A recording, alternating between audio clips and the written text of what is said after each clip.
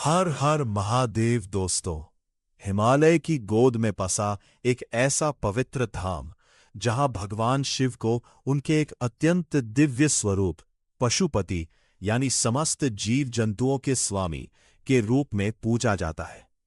ये मंदिर भारत की सीमा से बाहर नेपाल की राजधानी काठमांडू में स्थित है। लेकिन क्या आप जानते हैं कि पशुपतिनाथ मंदिर से जुड़ी एक ऐसी पौराणिक कथा है जिसमें भगवान शिव के रहस्यमय रूप, देवताओं की खोज और एक अद्भुत ज्योतिर्लिंग जैसी दिव्य मान्यता का वर्णन मिलता है।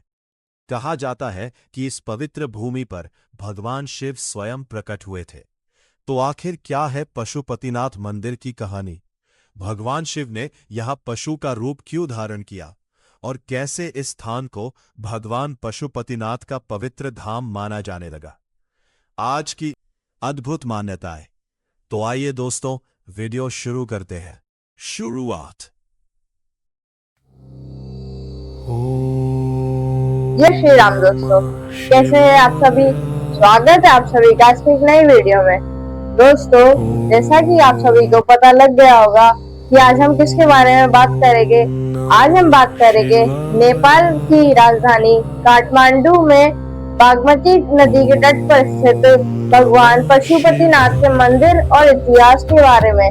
तो आइए वीडियो शुरू करते हैं। दोस्तों, सबसे पहले जानते हैं इस मंदिर के स्थान के बारे में। पशुपतिनाथ मंदिर कहाँ स्थित है?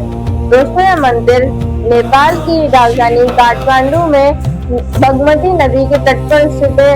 यह मंदिर बेहद प्राचीन और खूबसूरत है। इस मंदिर का कई बार जीर्णोद्धार हुआ। इस मंदिर को कई बार बनवाया गया और इस मंदिर का शिखर लोगों को और आकर्षित करता है। और दोस्तों, यह था इसका स्थान। अब जानते हैं इस मंदिर की पौराणिक कथा के बारे में। शिव जी यहाँ पे कैसे विराजमान हुए, तो ये वीडियो में आगे बढ़ते हैं। दोस्तों, माना जाता है कि एक बार भगवान शिव और माता पार्वती कैलाश पर बैठे हुए थे। भगवान शिव कैलाश के शांत वातावरण से बोर हो गए थे। उन्हें प्रकृति में कुछ मजा चाहिए था, इसीलिए वो नेपाल की राजधानी काठमांडू को चुनते हैं। वह काठमांडू में जंगल में आके एक सुनहरे हिरण का रूप धारण करते हैं, जिनके 4 सींग होते हैं। वह इस जंगल में कई दिनों तक घूमते रहते हैं, कई दिनों तक मजा लेते रहते हैं। उन्हें यहाँ का वातावरण अच्छा लग जाता है।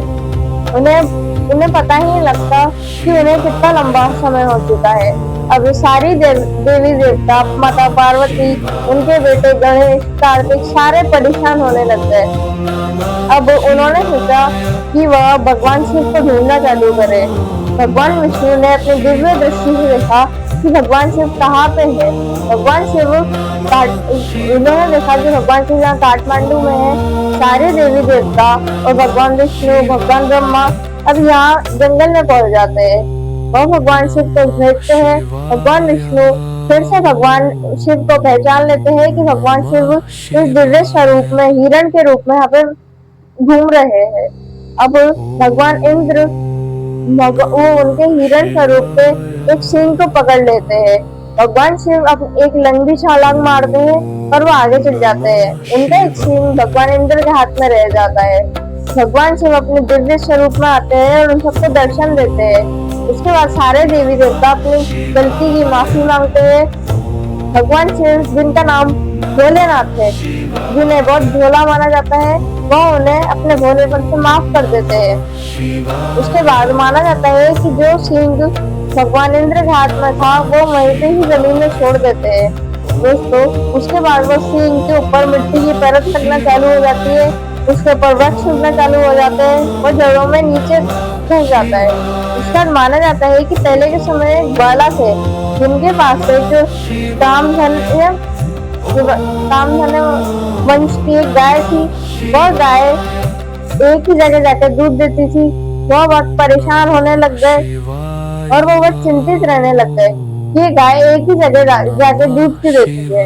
अब उन्होंने ये बात तो सारे गांव वालों को बताई। गांव वाले भी आश्चर्यचकित रह गए। वो भी चिंतित होने लगे कि ये गाय एक ही जगह जाकर दूध क्यों देती है। अब उन सामने मिलके वहाँ के राजा को बताया। राजा भी इसको देखकर आश्चर्यचकित रह गए वो भी चिंतित होने लगे। उन्होंने कुछ दिनों के बाद उस जगह में खुदाई करवाई और जैसे ही खुदाई करवाई कुछ ही गहराई में उन्हें ऐसा प्रकाश दिखा जैसे 100 सूर्य एक साथ जल रहे हो। जैसे ही थोड़ा और पता गया, वहां से एक पंचमुखी भगवान शिव का शिवलिंग निकला जो बेहद खूबसूरत था और दिव्य था। उसके बाद वहां के राजा ने यहाँ पे एक मंदिर का निर्माण कराया जिसे आज हम पशुपतिनाथ मंदिर के नाम से जानते हैं। दोस्तों इस मंदिर का वापस से जीर्णोद्धार हुआ था जो हम आगे जानते हैं। दोस्तों आप जानते हैं पशुपतिनाथ का अर्थ। दोस्तों पशु का अर्थ से आप केवल जानवर समझ रहे होंगे, लेकिन पशु का अर्थ केवल जानवर नहीं होता। माना जाता है कि भगवान शिव यहाँ पे पशु के रूप में विराजमान हुए, इसलिए पशुपतिनाथ कहा जाता है। माना जाता है कि यहाँ पे जो भी मनुष्य जानवर जो भी आते हैं उन सब का कल्याण होता है, उन सबकी मनोकामना पूरी होती है। दोस्तों आप जानते हैं पति का अर्थ।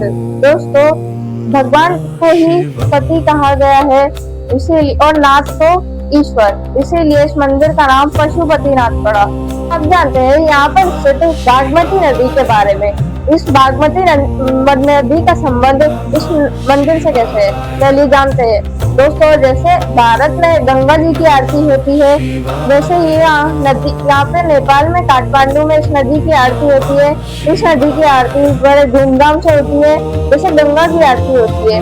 चाहे सर्दी का मौसम हो, गर्मी का मौसम हो, बारिश का मौसम हो, यहाँ के नियम हजारों सालों से चले आ रहे हैं और ये आगे तक चलते रहेंगे। ये नियम कभी किसी ने तोड़े नहीं है।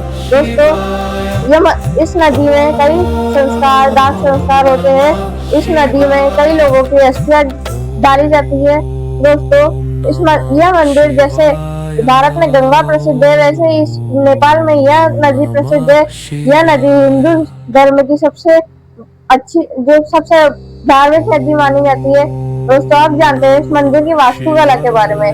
दोस्तों यह मंदिर बेहद प्राचीन और खूबसूरत है। इस मंदिर की हर गलियों में भगवान शिव के शिवालय है और अन्य देवी देवता के छोटे बड़े मंदिर हमें देखने को मिलते हैं। यह मंदिर नेपाल आर्किटेक्चर में बना हुआ है। इस मंदिर का शिखर, अब जानते हैं इस मंदिर का शिखर लोगों को आकर्षित कैसे करता है। दोस्तों इस मंदिर का शिखर सोने की परत से बनाया हुआ है। इस मंदिर के शिखर के ऊपर सोने की परत चढ़ी हुई है जो लोगों को और आकर्षित करती है इस मंदिर में आने के लिए। दोस्तों इस मंदिर का अलौकिक रूप सावन में दिखाई देता है। सावन में कई देशों से यहाँ पे लोग श्रद्धालु भगवान शिव पशुपतिनाथ के दर्शन करने आते हैं। दोस्तों अगर अपन माना जाता है कि अगर अपन पशुपतिनाथ के दर्शन कर ले तो हम जीवन और मृत्यु के बंधन से मोक्ष मिल जाती है। माना जाता है कि मृत्यु के बाद भगवान शिव फिर हमारी मोक्ष दिलाते हैं और हम हमेशा के लिए भगवान शिव के चरणों में चल जाते हैं। दोस्तों अब जानते हैं मंदिर हमें क्या सिखाता है। दोस्तों मंदिर हमें यह सिखाता है कि हमें हमारे साथ साथ लोगों के साथ इंसानों के साथ साथ जानवर हमारे आसपास जो जानवर वगैरह घूमते हैं उनकी भी इज्जत करनी चाहिए, वो भी हमारे बराबर में ही है। दोस्तों ये मंदिर हमें यह सिखाता है कि हर जानवर में, हर लोगों में भगवान शिव विराजमान है, हर इंसानों में भगवान विराजमान है। दोस्तों अगर आप इस मंदिर के दर्शन करें तो आपको बहुत आनंद आता है। दोस्तों शाम को यहाँ पर बागमती नदी की आरती हमारे दिल को बहुत सुकून देती है। हर तरफ दियों की रोशनी होती है। दोस्तों यह था इसके इतिहास और इसकी पौराणिक कथा। अगर आपको इसकी वीडियो अच्छी लगी तो इसे लाइक करें, चैनल को सब्सक्राइब करें। मिलते हैं अगली वीडियो में। जय श्री राम, जय